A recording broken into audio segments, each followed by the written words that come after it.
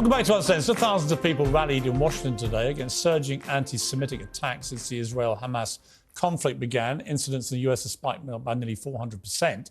People from all over the nation have travelled to the March for Israel, which also demanded the release of hostages taken by Hamas. Well, from Washington, I'm joined now by Congresswoman Marjorie Taylor Greene, whose new book, called MTG, is out soon. Well, welcome, MTG. You are a very... Hi. Thank you for having me on. No, my pleasure. You're a very controversial character. Depending who I talk to, they say you're an absolute firebrand, the female Donald Trump. Others say you're a conspiracy theory whack job. How do you plead? Well, I'm only controversial because people like you made it that way, Piers. And that's why I wrote my book, MTG. What have I done? People in your industry, they created a character of me that doesn't exist. And so I wrote my book, MTG, so that I could tell my country and tell the world exactly who I am and what my real views are, which are not radical. They are not controversial. They're actually very American, and they represent the views of not only my district, but most Americans who are sick and tired of being sold out by Washington. So you never promote ridiculous conspiracy theories? Well, if you mean by Russian collusion, absolutely not. Those are the conspiracy theories and the lies of the Democrats and the media. Well, I agree with you about Russian collusion. So no, I never promoted those. I agree with you about that. It was ridiculous. I said so at the time. Well, there was no, yeah. No, and we were born out. But for example, I want to play you a clip from a guy called Bassem Youssef. He was known as the Arab Jon Stewart. And I interviewed him recently about the war. And he said this about you. The saddest thing that I saw is the people that were in so much support of Israel are anti-Semite themselves. MTG, Marjorie Taylor Greene, you know, she said like, oh, those are, I send my aides, and they took pictures of the protesters. Basically, she's surveilling protesters. And Marjorie Taylor Greene is very known for a very famous post in 2018 where she blamed the California fires on a Jewish space laser gun. Now, you did, didn't you? Because I've read that post. I went and got it, and I read it. November 17, 2018, you posted a long thing on Facebook that was just complete gobbledygook. I mean, you made out that the Rothschilds and I talk about Jewish space lasers. Do you admit in my that book was a lunatic? That's something I never said. No, excuse me, Piers. I never said that phrase. That was a lie about me. If you read my original Facebook post, I never said it. And that's why I had to write this book, because people like you and whoever that guy was, who sounds like one of the trolls in my social media, attacking me and calling me names when he's never met me. I'm not anti-Semitic at all. I support Israel, and I am outraged at Hamas attacking innocent Israeli citizens, women, Marjorie, children, slaughtering babies. I'm not calling you anything. I'm just saying that you did post this crazy post, basically alleging that... the media lied about it, and that's why I wrote my book, Piers, because I'm setting the record straight. And I hope people order my book at mtgbook.com. It's a great read. People need to know exactly who I am, and what I really believe in. It's a very good plug for the book. But you did suggest in this post, which I've read very carefully, you did suggest that the California wildfires at the time had been started by PG&E in conjunction with the Rothschilds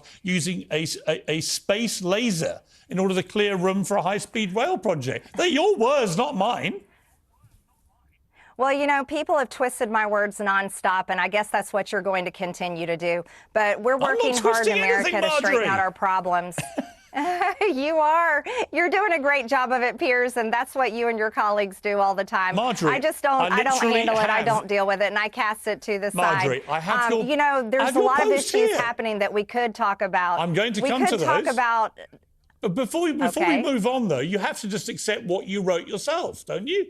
You deleted it. So obviously you were embarrassed by it. Well, that would be like me asking you to accept the fact that you defended prisoners at Guantanamo Bay, but never say anything about January 6 defendants who are having their rights abused and are rotting away in solitary confinement here in our country, and especially in the D.C. jail. You know, if we're going to talk about each other's words, let's hold each other to account and to issues that really matter, not social media posts from the past. I don't know what you're referring to on Guantanamo Bay, but what I would say about Guantanamo Bay is it's it's clearly ridiculous that America kept this open-ended camp where people were kept without trial, sometimes for more than 12 years. It's completely ridiculous in a civilized democratic society that you would do that. Now, let's move on from my words. Well, in a civilized democrat society, we shouldn't be holding American citizens that simply walk through the Capitol, grandmothers and mothers and veterans, walking through the Capitol, never doing anything wrong,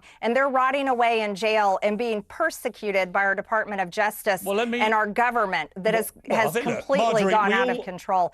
So if you're going to talk about one, we should talk about the other. Let's talk about January 6th, by all means. I mean, I know what I witnessed with my own eyes. And it was a huge violent mob. Oh, wait, were you here? It was, sorry? Were you here? No, I watched it on television. You weren't here. Oh, I was here. Piers, let me tell you, I was here. I was actually in the House chamber because I objected to Joe Biden's Electoral College votes. Yeah. I'm very proud of that. I would object again today if I could. You did suggest and that people... I was there. But you did suggest that people use violence to thwart democracy, didn't you? Well, you mean like in 1776 when we beat your country? Is that what you're talking about? If you want to no, reference... I didn't talk about violence on January 6th. If you want to reference 1776... What I did talk about is objecting, using my constitutional duty that I have as a member of Congress to object to fraudulent electoral college votes. Let me play you what you said. Absolutely, I did that. Let me play you what you said. Let's play what you said. Your own words. This is an important time in our history. We can't allow this just to be gone, you know, just to let it go. You can't allow it to just transfer power peacefully like Joe Biden wants and allow him to become our president because he did not win this election. It's being stolen and the evidence is there. So there can be no peaceful transfer of power. So what's the opposite of peace? That's why we objected, Piers. That's why we objected. And it's a constitutional privilege that I have as a member of Congress. Okay, but let me make my point. There was a law firm that tried to take me off the ballot, and they were laughed out of the courtroom in Georgia. Let me make my point. And you were giving their talking points. I can't tell you how much people in Georgia would think this is ridiculous. Let me give you my talking point, which is that a huge mob of people, many of whom were violent, crashed into the Capitol to try and thwart democracy. Wait, do you mean like... Because people like you, Marjorie... Pro-Hamas people like rioters? you said two things. You mean like the pro-Hamas rioters? No. I'm talking about January 6th. That came in and occupied our Capitol on October 18th? Marjorie, that Rashida Tlaib herself led? Answer my question. No, wait, we're in 2023, Piers. Marjorie, answer my question. We just had a pro-Hamas mob. You've written a book in which you talk about these things. Okay. And Rashida Tlaib led it. Can I ask you a question? Can I?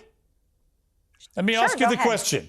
I want to ask two questions. One, presumably when you say there can be no peaceful transfer of power, you mean there has to be some violent objection to it, which is exactly what we then saw on January the 6th. I didn't say violence. You're there can putting be no words in my peaceful mouth, and I'm not transfer of going to power. let you do that. You said there can be no... Piers, I'm not going to let you... You're lying. I'm not letting you put words in my mouth that I never said. Okay. Absolutely not. Okay. You want to know where the real election interference happened? It happened with Hillary Clinton, Barack Obama, and Russian collusion. I'm not talking about that. And I've agreed with you about that. hell for 4 years I've agreed with you about Russian collusion. Let's agree about that. But let's not agree about the stolen election. I told Donald Trump to his face, and he didn't like it, called me a fool 7 times, that the election was not stolen from him. He has singularly failed to produce any actual hard evidence that there was any stolen election. Do you still believe that election was stolen?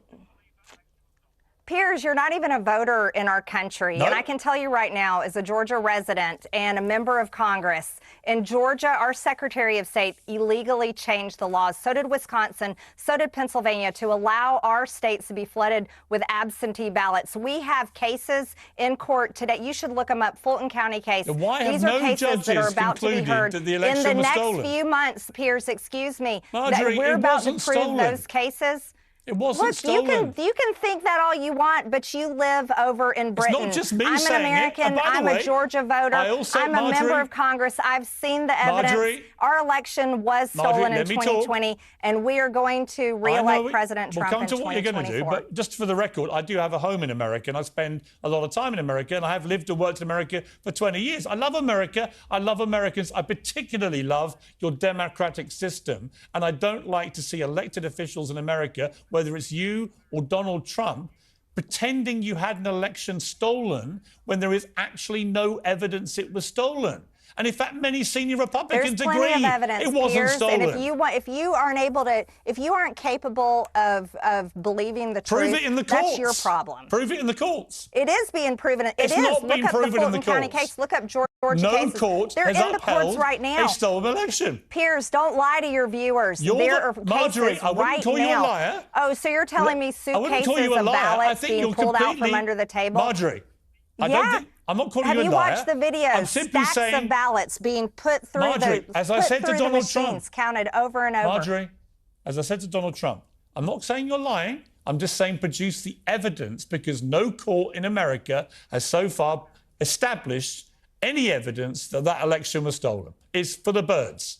It's cloud cuckoo stuff. That's because those cases were dismissed on standing, but we have cases coming up, Piers. Pay attention so that if you really want your viewers to know the truth, if you prove me pay wrong, attention to these cases happening right now. Let's have a bet. But let's talk. Do you have anything in 2023? Yes. Do you have? Because we've done January 6th stolen election. Yes, I do. Okay, what do you got? Here's what I've got. How about my book? MTG. This is going to be great. Let's talk about your book. MTGbook.com. Let's talk about you. You plugged it enough. You plugged it enough. Let me ask you, is Donald Trump going to win the election? Absolutely. He's blowing it out of the water. The primary is a joke, and he is winning poll after poll on the general election. And if he gets convicted of one of the myriad criminal offences he's been charged with, and if, I'm not saying when, if he is convicted and he gets a jail sentence, will he be president from a prison cell? Absolutely. People are going to vote for him even if he is in jail. I would vote for him even if he's in jail, because we have communism in our country, Piers. We have the Biden administration that is using the Department of Justice like the campaign arm of the Biden campaign. It's unbelievable, and Americans know this. That's why people that are independents, Democrats, many voters are switching over to supporting President Trump because they're seeing it for the first time in their lifetimes. Okay, Marjorie, we've got to leave it there. It was a lively encounter. Come back again, and thank you for coming on. I appreciate it. Thanks, Piers.